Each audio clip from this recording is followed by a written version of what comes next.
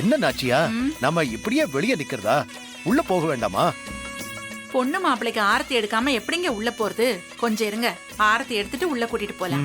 சரி. அம்மா,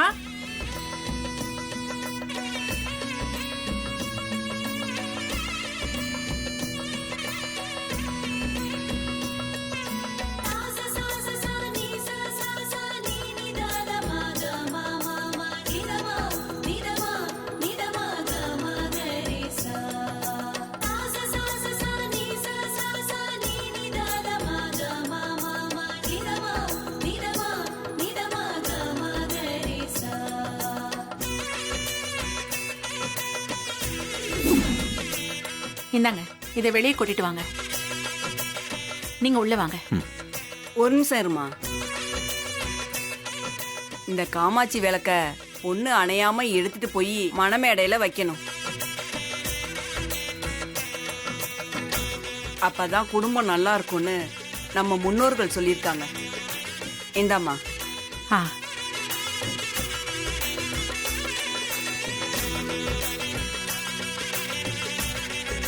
தீபா, பார்த்து ஜாக்கிரதையா எடுத்துட்டு போய் மணிமேடையில வச்சிரு. ஆமா தீபா, இது சாமர்த்தியத்துக்கு வச்சிருக்க சின்ன டெஸ்ட். இதுல நீ கண்டிப்பா ஜெயிக்கணும்.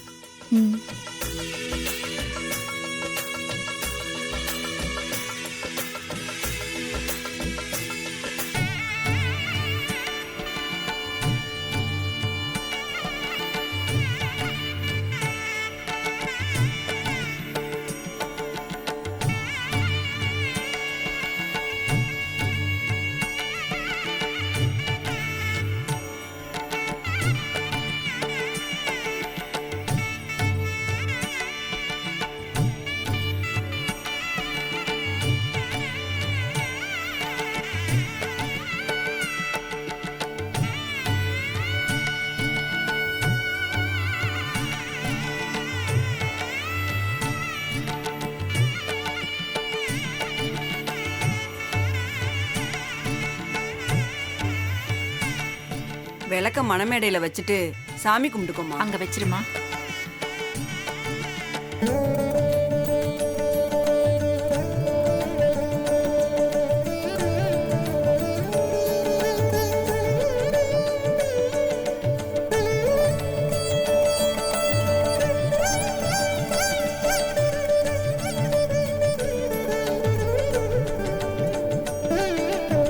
தீபா, விளக்கு அணையாம எடுத்துட்டு வந்து நல்லபடியா முடிச்சிட்ட.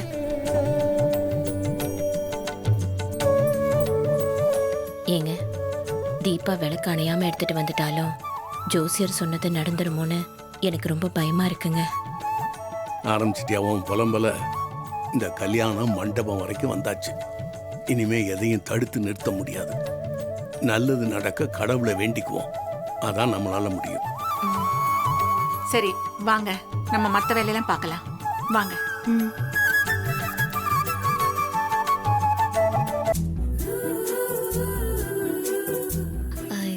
ஏங்க, மண்டபம் வரைக்கும் வந்தாச்சு. கல்யாணத்துக்குள்ள உங்களை ஐ லவ் யூன்னு சொல்ல வைக்கிறேன் பாருங்கன்னு சொன்னேன். ஆனா நீங்க இப்போ வரைக்கும் எதுவுமே சொல்லலையே. பரவாயில்ல, நாளைக்கு நீங்க தாலி கட்டுற வரைக்கும் டைம் இருக்குல்ல, அதுக்குள்ள நான் உங்களை ஐ லவ் யூன்னு சொல்ல வைப்பேன். பார்க்கலாம்.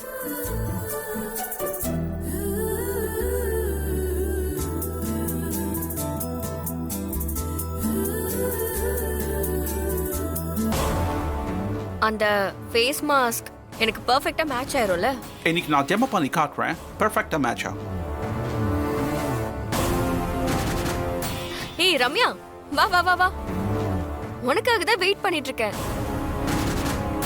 என்ன ரொம்ப அப்செட்டா இருக்க? என்ன விஷயம்? அதெல்லாம் ஒண்ணும் இல்ல, கொஞ்சம் டயர்டா இருக்காதான். சரி, நீ சொன்ன பிளான் ரெடியா இருக்கா? எல்லாமே ரெடியா இருக்கு. இவர் பேர் ரிச்சர்ட். மேக்கப் மேனா நிறைய ஹாலிவுட் படத்துல ஒர்க் பண்ணிருக்காரு. ஹாய். ஹாய். இவரு ஆம்பளைய பொம்பளைய மாத்துவாரு, பொம்பளைய ஆம்பளைய மாத்துவாரு. என்ன உன்ன மாதிரி மாத்துவாரு, உன்ன என்ன மாதிரி மாத்துவாரு. நானும் இந்த மாதிரி விஷயம் எல்லாம் கேள்விப்பட்டிருக்கேன், ஆனா நேர்ல பார்த்ததில்ல. நீ இவரோட கைவண்ணத்தை பாக்குறியா? ம் சரி இரு, வெயிட் பண்ணு. Richard, please come. Yeah.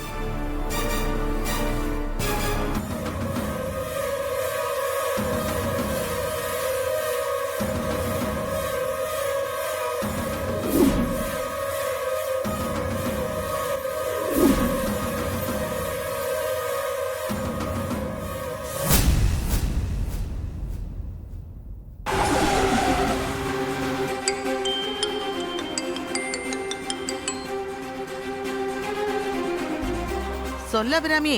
Ambika, நீ எங்க இருக்க? நாங்க கல்யாண மண்டபத்துக்கே வந்துட்டோம். பொண்ணு மாப்பிள்ளை எல்லாரும் வந்தாச்சு. நீ வரேன்னு சொன்னியே, அதுக்காக தான் ஃபோன் போட்டேன். அப்படிதான் வந்துகிட்டு இருக்கேன். இன்னும் குறைச்சு சமயம் வந்துருவேன். உங்க எல்லாரையும் நோக்க எனக்கு ஆவலாயிட்டு உண்டு. சீக்கிரமா அம்பிகா, உனக்காக நான் வெயிட் பண்ணிக்கிட்டே இருக்கேன். சரி சரி வந்துடுறேன். இன்னும் குறைச்சு நேரத்துல அங்க இருப்பேன். ஆ சரி.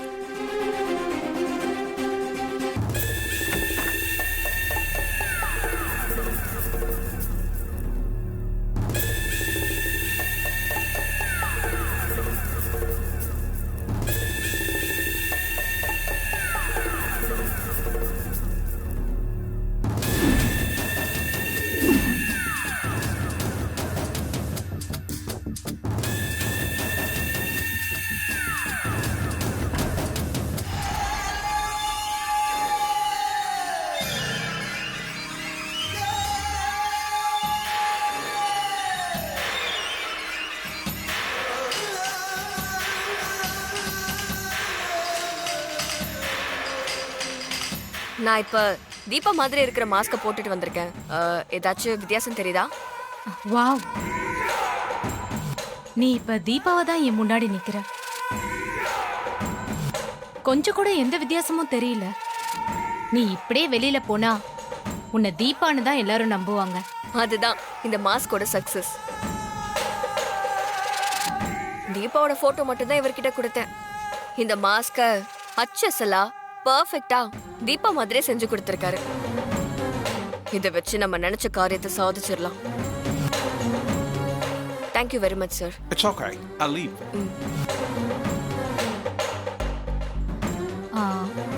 உருவம்லாம் ஓகே தான். ஆனா தீபாவோட வாய்ஸ்க்கு என்ன பண்றது? அது ரொம்ப முக்கியம்ல. அதை யோசிக்காம இருப்பேனா? இப்ப ஆப் சாஃப்ட்வேர்லாம் நிறைய இருக்கு. ஒருத்தரோட வாய்ஸை மாத்தி வேற ஒருத்தர் மாதிரி பேச முடியும். நீ உட்காரு, சொல்றேன்.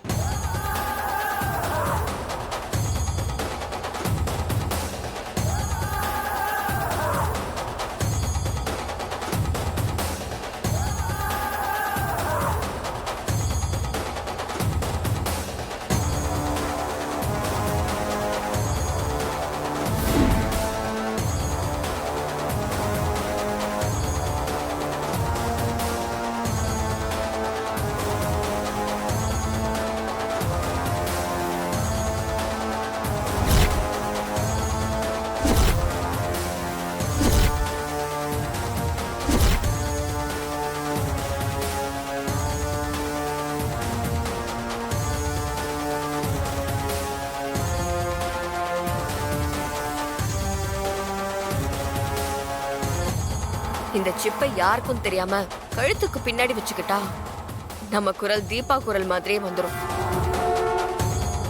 இத மாட்டிக்கிட்டு நான் பேசினா இதுல இருக்க மேக்னெட்டிக் வேவ்ஸ் நம்ம ஃபீட் பண்ண தீபாவோட வாய்ஸா தான் அவுட்புட்டா வரும். அப்படியா? எங்க செஞ்சு காட்டு பார்க்கலாம்.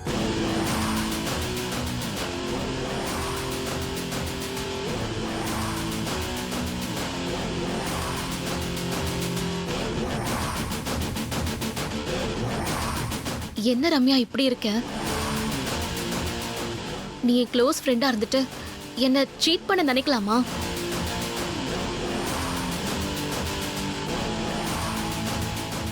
தீபா என்ன பார்த்து இந்த கேள்வி கேட்ட மாதிரியே இருக்கு இந்த வாய்ஸ். இதுவும் பக்காவா இருக்கு. No problem. இந்த மாஸ்கையும் மாட்டிக்கிட்டு இந்த சிப்பையும் வச்சுக்கிட்டு மனமேடையில கார்த்திக் பக்கத்துல உட்காந்துக்கிட்டா அவன் கொஞ்சம் கூட டவுட் படாம உன் கழுத்துல தாலியை கட்டுவான். நீயும் அவனுக்கு வைஃப் ஆயிரலாம். அதுக்கு முன்னாடி நாம தீபாவை மண்டபத்துல இருந்து கடத்தணும். ஆமா, அதை செய்யாம நாம எப்படி இதை செய்ய முடியும்? தீபாவை மணமேடையில இருந்து கடத்தி தான் ஆகணும். ம்.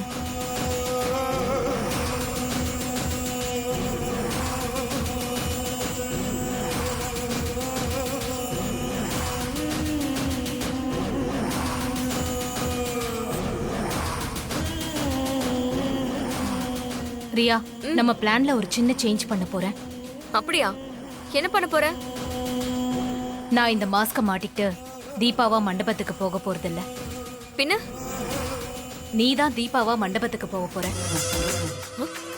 என்னது? நான் போக போறேனா? என்ன விளையாடுறியா? விளையாடல, சீரியஸா தான் சொல்றேன்.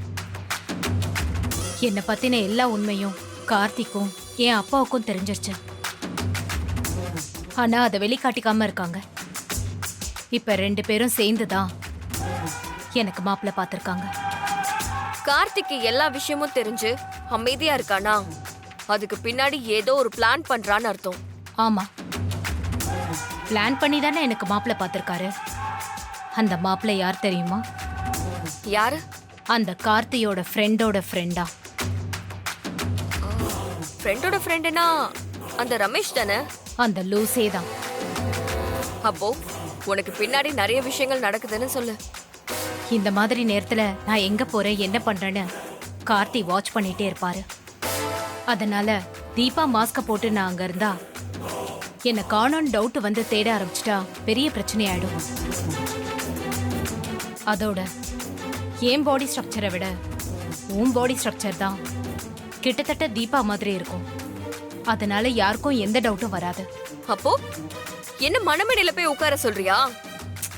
இல்ல, அப்படியெல்லாம் நான் உன்னை போய் உட்கார சொல்வேனா? கல்யாணத்துக்கு கொஞ்ச நேரம் முன்னாடி வரைக்கும் நீ இந்த மாஸ்க போட்டுக்க. அப்புறமா மணமேடை போறப்ப நான் மாஸ்க மாட்டிக்கிட்டு தீபாவா போய் கார்த்தி பக்கத்துல உட்கார்ந்து அவர் கையால தாலி கட்டிப்பேன். அவர் தாலி கட்டின அடுத்த நிமிஷம் அந்த தீபாவை கொண்டுடணும். இதான் என்னோட பிளான்.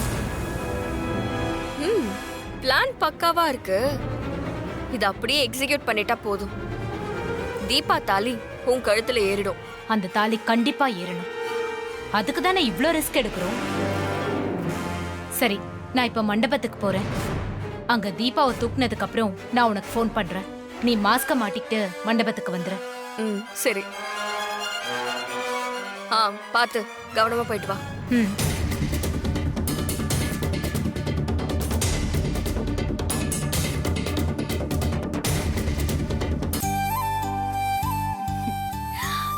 தீபா, உன் ஆசைப்படி கல்யாணம் நடக்க போகுது.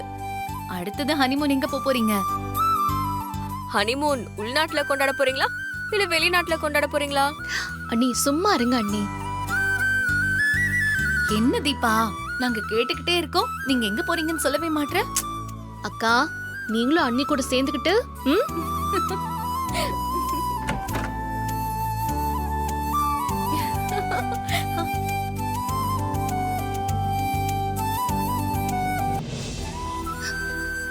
அத்தை, ரொம்ப நன்றி அத்தை.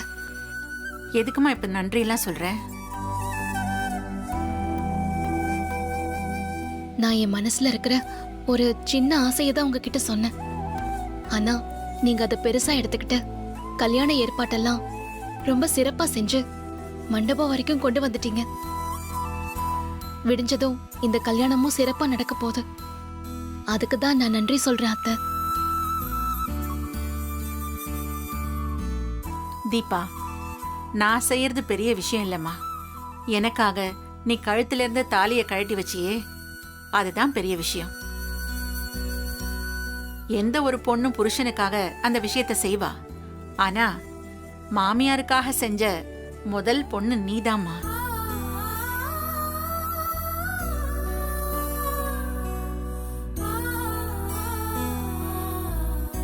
எனக்கு மகளை விட வசதியா ஒரு மருமக கிடைச்சிருக்க. அப்படிப்பட்ட உன்னோட ஆசையை நிறைவேற்றாம நான் எப்படி இருக்க முடியும்? நீயே சொல்லு. அத்தை, நான் கல்யாணம் பண்ணிக்கிட்டு முதல்ல வீட்டுக்கு வந்தப்ப யாரும் என்னை ஏத்துக்கல. உங்க பையன் முதல்ல ஏத்துக்கிட்டாரு. அப்புறம் கொஞ்ச நாள்ல நீங்களும் என்னை ஏத்துக்கிட்டீங்க. அப்புறம் மொத்த குடும்பமும் என்னை ஏத்துக்குச்சு. ஆனா ஊர் உலகம் நான் ஏமாத்தி தான் இந்த குடும்பத்துக்கு மருமகளா வந்தேன்னு பேசிட்டு இருந்துச்சு.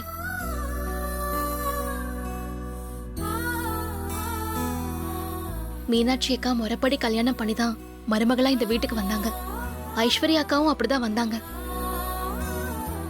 ஆனா என் கல்யாணம் மட்டும் எந்த முறைப்படியும் நடக்காம, அம்மா அப்பா ஆசீர்வாதம் இல்லாம, உங்க ஆசீர்வாதமும் இல்லாம நடந்துச்சு. எனக்கு நல்ல புருஷன் கிடைச்சிருந்தாலும் இந்த வீட்டுக்கு நான் முறைப்படி வரலங்கிற ஏக்கம் என் மனசுக்குள்ள இருந்துகிட்டே தான் இருந்துச்சு. ஆனா இன்னைக்கு அந்த ஏக்கமெல்லாம் போய் நான் ரொம்ப சந்தோஷமா இருக்கேன் அத்தை. இதுக்கெல்லாம் காரணம் நீங்க மட்டும்தான் அத்தை. ஒரு மருமகளை எப்படி நல்லா வச்சுக்கணுங்கிறத எல்லா மாமியாரும் உங்களை பார்த்து தான் கத்துக்கணும் அத்தை. எத்தனை பிறவி எடுத்தாலும் நான் உங்களுக்கே மருமகளா வரணும்னு ஆசைப்படுறேன் அத்தை. இத நான் வெறும் வாய் வார்த்தையா சொல்லல, என்னோட அடிமனசுல இருந்து சொல்றேன் அத்தை.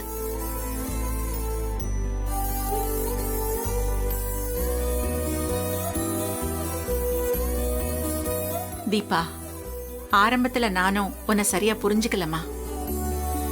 என் பையனை ஏமாத்தி கல்யாணம் பண்ணிக்கிட்டேன்னு கோவமா தான் இருந்தேன். அதனால உனக்கு எதிரா சில விஷயங்களையும் நான் செஞ்சேன். ஆனா போக போக உன் நல்ல குணத்தால என் மனசுல இடம் பிடிக்க ஆரம்பிச்சிட்டேன். ஒரு கட்டத்துல இப்படி ஒரு தங்கமான மருமகளையா நான் வெறுத்தேன்னு என்னையே சங்கடப்பட வச்சுட்டேன்.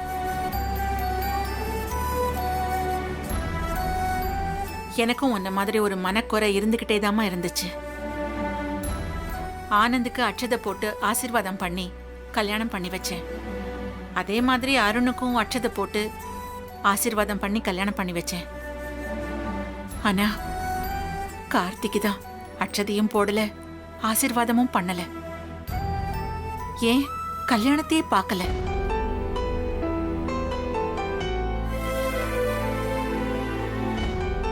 இந்த மனக்குறையை எப்படி சரி பண்றதுன்னு தெரியாம கவலையோட இருந்தேம்மா. அப்பதான் நீ உன் கல்யாண ஆசையை சொல்லி என் மனக்குறைய தீர்த்து வச்ச.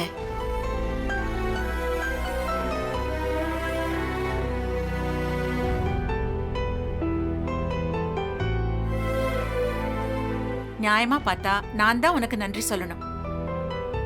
நீ என்ன சொன்ன? ஒரு மருமகளை எப்படி நல்லா வச்சுக்கணும்னு எல்லா மாமியாரும் என்ன பார்த்து தெரிஞ்சுக்கணுமா? இப்ப நான் சொல்றேன், ஒரு மாமியாரை எப்படி நல்லா பாத்துக்கணும்னு எல்லா மருமகளும் உன்னை பார்த்து தெரிஞ்சுக்கணும்.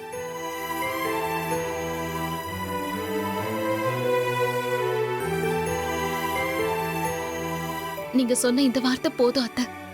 இதை விட ஒரு மருமகளுக்கு என்ன பாராட்டு வேணும்? விடிஞ்சா கார்த்திக்கும் உனக்கும் கல்யாணம். நான் உங்க கல்யாணத்தை பக்கத்துல இருந்து பார்த்து அட்சதை போட்டு ஆசீர்வாதம் பண்ண போறேன். இதை விட வேற என்னமா எனக்கு சந்தோஷம் இருக்கு? அத்தை,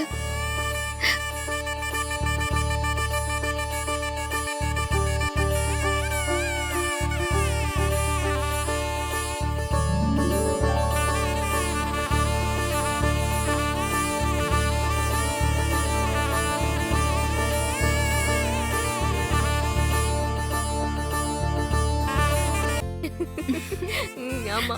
என்ன தீபா, நீ நினைச்ச மாதிரி இந்த கல்யாணம் ஒரு குட்டி விசேஷமா நடக்க போகுது. இப்போ உனக்கு சந்தோஷம் தானே? அவ முகத்திலே தான் அந்த சந்தோஷம் தெரியுது. அதுல நம்ம தெரிஞ்சுக்க வேண்டாமா? ஆமா, மனசு முழுக்க ரொம்ப சந்தோஷமா தான் இருக்கு. இதெல்லாம் கனவா இல்ல நிஜமானு சில நேரம் எனக்கே சந்தேகமா இருக்கு. இப்படி ஒரு கல்யாணம்லாம் யாருக்குமே நடந்திருக்காதுல்ல? ஆமா ஆமா.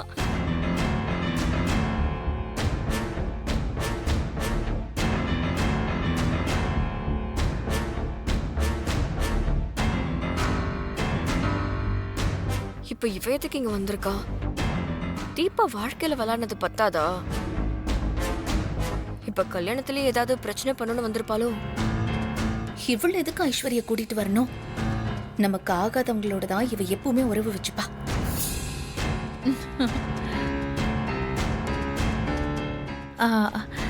என்ன அங்கே நிக்கிற? வா.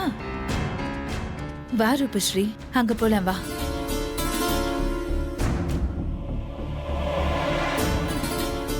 நான் எதுக்கு இவளை கூட்டிட்டு வந்தேன்னு பாக்குறியா? இவ மனசு திருந்தி உன்கிட்ட மன்னிப்பு கேட்கணும்னு சொன்னா, அதான் கூட்டிட்டு வந்தேன்.